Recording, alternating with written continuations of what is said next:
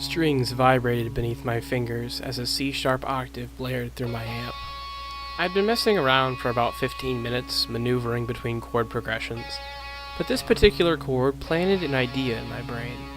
It was the first chord of Bush's Machine Head, and I'd never played anything on my own without a tutorial or having someone teach me first.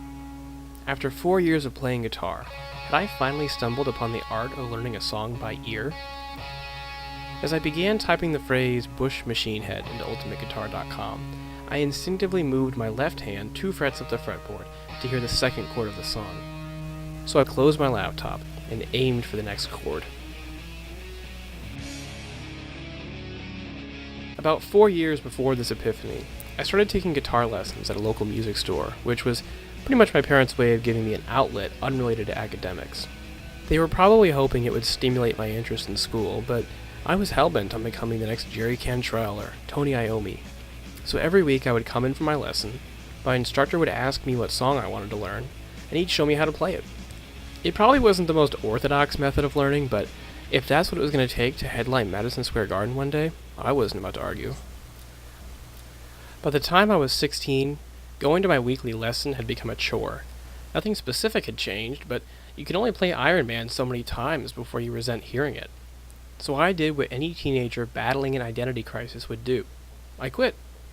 For some reason, while my interest in guitar had faded, I developed a passion for academics. I even picked up the trumpet and played in my school's symphonic band. Meanwhile, my Epiphone SG rested in the corner of my room, a relic of a time when I didn't know who I was. It was like playing guitar was just another step in figuring out what I really wanted to do, and I was happy with giving it up. As I nurtured my interest in school for the next year, a few of my teachers mentioned the idea of intrinsic motivation. It was this idea of learning for the sake of learning, and that enriching our minds was a valuable skill in and of itself. Instead of just telling us the formulas we needed to know for the test, my math teachers would show us how to derive them. Instead of just handing me endless pages of sheet music, my band director showed me scales and techniques for playing the trumpet so I could apply these skills in my own. When I was 17, I picked up my guitar for the first time since I'd quit taking lessons. I didn't even plug it into my amp for fear that I would hear that jarring, clunky tone reflecting a shameful lack of practice.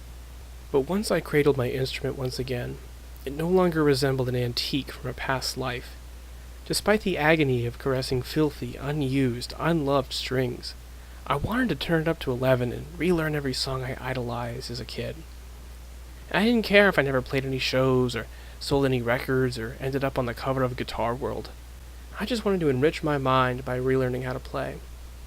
So I plugged in my guitar, strummed a few chords I still remembered, and refused to stop as I waited for things to fall into place.